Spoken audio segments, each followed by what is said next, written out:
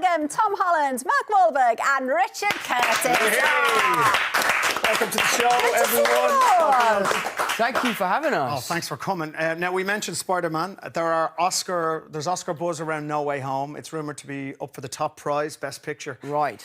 The short list's going to be announced next week. How do you fancy the chances? Oh, that's a big question. I mean, you know, for us as creatives, and I think I can speak on behalf of everyone at Sony and Marvel, you know, the love and support we've had from the film, from the fans, has been so fantastic. Yeah. That, you know, that's enough for us, you know, to see people in the audiences standing on their feet, cheering, you know, enjoying the process, the nostalgia of the celebration of 3 generations of cinema has been pretty special to be a part of. So should the Oscars happen, it would obviously be the icing on the cake. Yeah. But if not, you know, we're all very proud of what we've achieved. Oh, what a lovely answer. Well, we know, Richard Curtis. I was going to say, don't hold your breath, Tom. And that brings us all back down to earth, just like that. But Richard's a fan. Him and the family went to see Spider-Man, but what we all want to know is, are you going to come back as Spider-Man again? That's a big question. That's a big question. Listen, all what I've been saying is I've had such an amazing run as Spider-Man, and if it is my time to step down and the next lucky kid's going to step up, I'll do so proudly. I've achieved everything I wanted to achieve as the character. So if it is time, I'll do it, you know, with my head held high. But if not, I'll play this character forever. You will. Because I love it. It's a lot of fun. Lovely. We love you in it, man.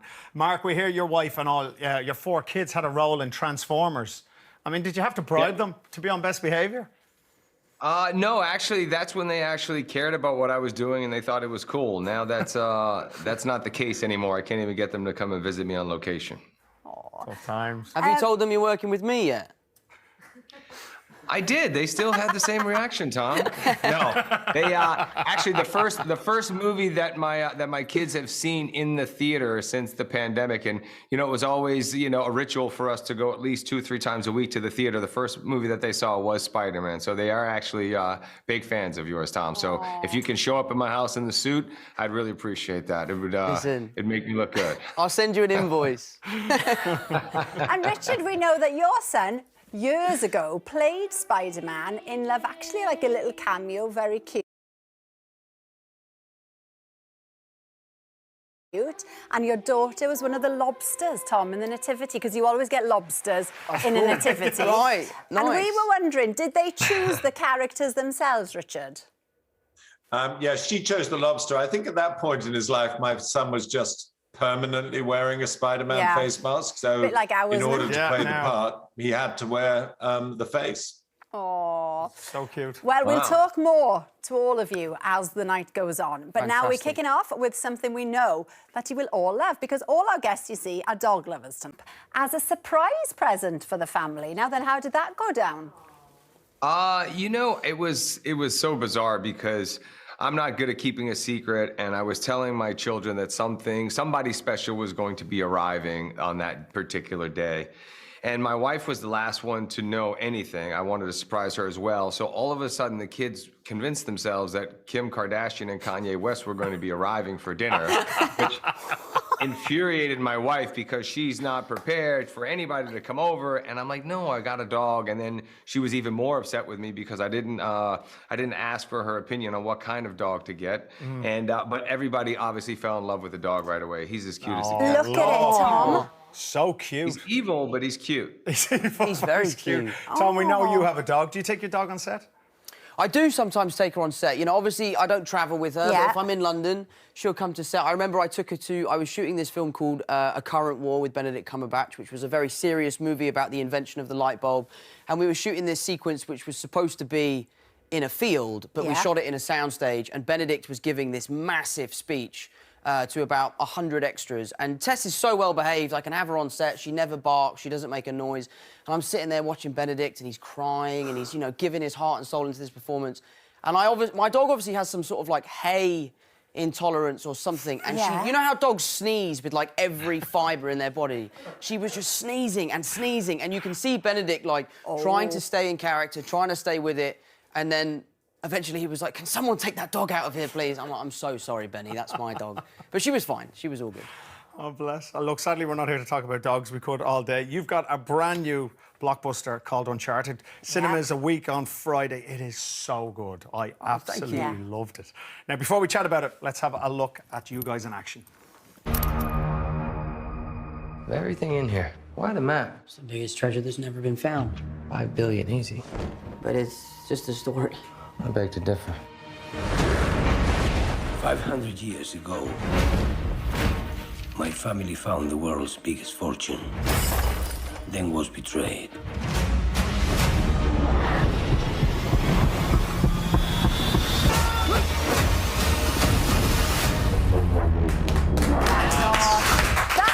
Where the boat comes out of the well. Mind blown. Unbelievable. Mark, the film is based on a computer game. Now, my son cannot wait to see it. Your two sons are 16 and 14. Do they play the game? Are they excited? You know what? They did not play Uncharted until I was actually making the film. And then since the pandemic started, I couldn't peel the video games away from them. So now they're not allowed to play games right now. But they are excited to see the final version of the film. And the film, obviously, is based on the video game, but it's so cinematic and such great storytelling that it really made it easy to adapt this to a feature film. And you were just saying, Tom, that you were playing it without knowing that you were going to get the role when you did Spider-Man 1. I was shooting Spider-Man 1, and obviously Spider-Man being a Sony movie and Sony owning PlayStation, one of the luxuries is you always get a PlayStation in your trailer. And you know, in the setup times between shots, my mate and I would play Uncharted. And I remember thinking at the time, like, wow, this would make an incredible movie. And at the time, Ryan Reynolds was attached to play Drake, which is like the highest form of flattery to like take over from Ryan Reynolds. So, yeah, you know, I spoke to Tom Rossman and, you know, I pitched an idea for a film and he really liked it. And you know, now we're promoting it, so... That's nuts. But the thing is, you do loads of stunts in it. Right at the beginning, this car is repeatedly ramming into you. And your mum was on set. Was it difficult for her to watch this bit? There he goes. Here he goes. What? And then you fall out of the sky. Yeah, the falling out of the sky bit's not real. But the car, essentially they had a bonnet of a car that was sort of on rails, and then I was on wires, and essentially all I had to do was stand there, and then they would go 3, 2, 1, action, and then the car would sort of zoom towards me, I would hit it and then fly off. Yeah. And, you know, it did get to the point where my mum's sort of coming up to me on, like, the 12th take, like, do you not think they've got it already? Can't they move on? I'm like, no, Mum, it's fine. It's padded. They've made it safe. And so she was worried, but she was all right. Mark, at the end, there's a scene which makes it seem that, well, there could be more films in the pipeline. And, you know, can you confirm or deny that? I've never really been in the sequel business. I've done 2 thus far, but I think this is the kind of film where if there's a demand based on the audience's reaction and we can make it better than the first, that I'd certainly look forward to going at it with Tom again. He was such a great co-star and partner to bounce off of. And I'm the youngest of 9. I've never had a little brother who's so annoying and constantly giving me crap that, you know, I would love to do it again with him, especially. I love the chemistry between the two of you on screen. It's so brilliant. You can't stop watching it. It's great. It just seems there was a real bromance between you guys on set. Yeah, you know, this movie, I mean, the thing that elevates the material is the chemistry between the two of us. And it's great for audiences to see us kind of going head to head, but also seeing us come together as a team ultimately, which is the big payoff. And it's very much earned in the film. Yeah, audiences are going to love it. Big news, though, as well with you, Tom. I mean, you're going back to your Billy Elliot roots. That's because right, you're going to play Fred Astaire. Amazing. There he is, look, making everything look so effortless. This is one of his famous dances from Swing Time. Now, we thought, you know, you might need a bit of, I don't know, some advice maybe. So we got in touch with this lady called Lynn Page, who you might know, your very first dance teacher. No way. She wanted to say this to you.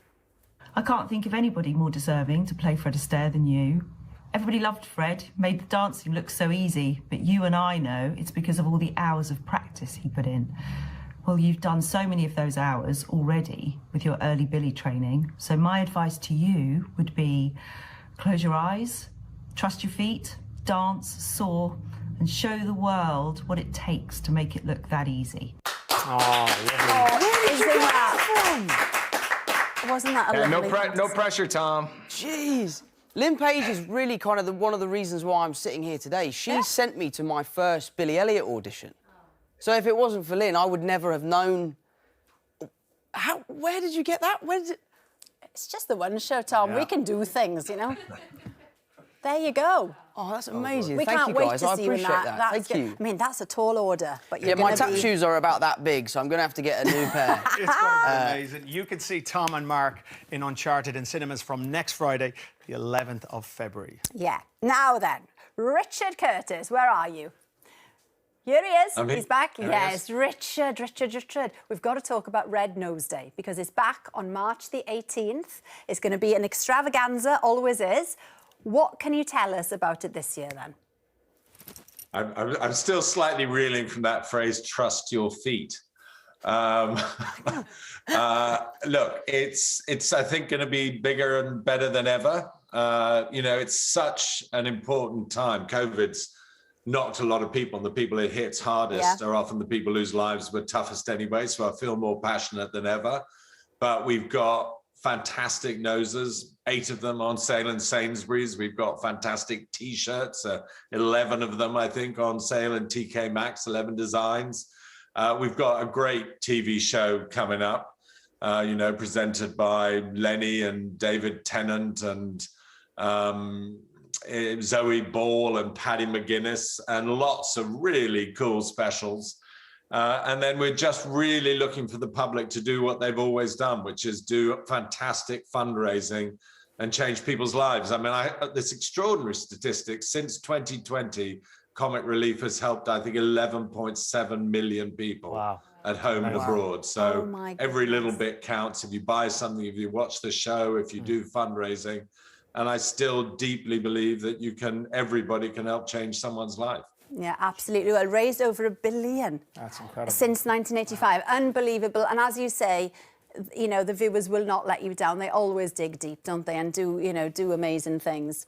They're meant to have fun while they're doing it. Yeah. And yet what they achieve is so deeply and profoundly serious for people, you know, with problems of domestic violence and older people who are hungry in the UK and homelessness. It's a fantastic, you know, gift that the British public gives every year, and I can only encourage them to do it again. Yeah, well, humour does amazing things, doesn't it? Yeah, absolutely. And actually, Richard, last week, our viewers voted The Vicar of Dibley and Blackadder as their most loved BBC television programmes of all time.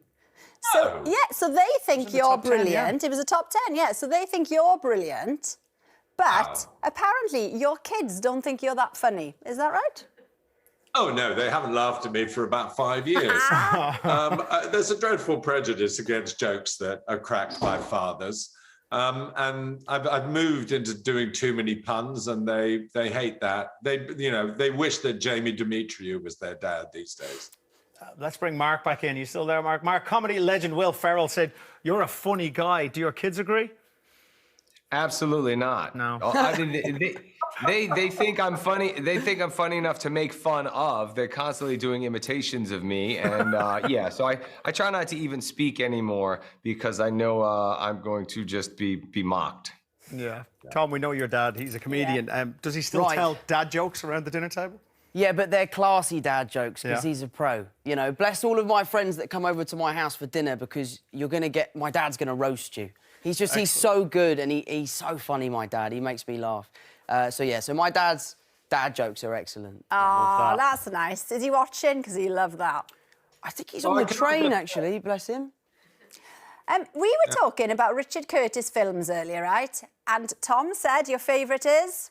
About Time is one of my all-time favourite movies. There you are, you see. I mean, I'm a big fan of Love Actually, Richard, as you know. Ronan invested interest in Notting Hill. I don't know why. Not sure what Mark's is, but what's Richard Curtis' favourite Richard Curtis film? I think it's one I haven't made. I think I'd like to make a film with, let's say, Tom Holland and Mark Wahlberg. I think that's going to be the one that's going to really take off. Listen, I've got a great book for you. I'll send you a book. I've got an idea of something we could do together. Have Don't worry. you? Well, to be honest, go in on the chemistry in Uncharted. I don't think, it's that far-fetched. Mark, I reckon we'd do great in a rom-com, mate.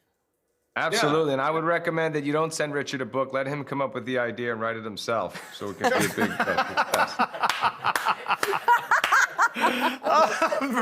As Richard mentioned, Red Nose Day is on the 18th of March. Say Red Nose Day. Hey, Richard,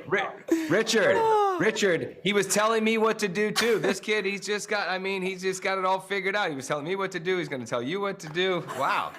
Amazing. Sorry, Richard mentioned Red Nose Day is on the 18th of March, and red noses are available to buy now. Tom, do you ski? I snowboard. That's not bad. That's halfway there. Yeah. That's pretty good. That's okay. Yeah? Yeah. OK, next question. Do you drive? Have you passed your test? I do drive. I have passed my test, yes. Do you remember that feeling just before your test? Describe it to me. I took my test in Tolworth, which has that horrible one-way system, and I remember being so stressed. You know, I probably just got off a set doing something really crazy, and the thing that really stressed me out that day was my driving test. But now your driving helps you get to jobs, helps you go where you need to be. Absolutely. Absolutely crucial, isn't it, right? Yeah, it's important. Yeah, big time. Well, have a listen to this. We're talking about learner drivers and young drivers. As we said, it's a stressful time. We've done loads on the DVLA recently. Tonight, it's the DVSA. They carry out the tests. Getting a driving test right now is a little bit like trying to get tickets to see Adele in Las Vegas. They just don't seem to be any available. Driving instructors. Can we get a round of applause for driving instructors, please? Thank you. What a time they've had of it recently. We've spoken to a couple, one from Dorking in Surrey, had to book a test on the Isle of Wight for their pupil. That is a 150-mile round trip with 2 ferries because they couldn't find a test any closer. We've got another example, a young driver, Alexandra from Norwich. She booked her first test for November, cancelled 3 days before, rescheduled in January, cancelled 3 days before, rescheduled for February. It's coming up. Every time it gets cancelled, it costs her more money for extra driving lessons. She's got to get this test because she's starting a new job which she can't start without a licence. Can we wish her good luck? Good luck, Alexandra. Good luck, Alexandra. Good luck, yes. Good luck. OK, right.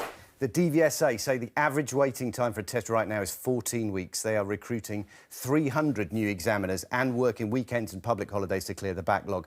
Other measures as well should create another 117,000 tests a year. But DVSA, this needs to get fixed quick so young people can get their lives back on track, please. Yes. Now, rising cost of living in the news all the time. What's happening with energy caps? OK, tomorrow's a big day, Al. The new energy price cap is going to be announced. It's reckoned this could mean the maximum price per unit for our energy. So it still depends how much you use. Yeah. But that price could go up by around 50%. Wow. What? OK, yeah.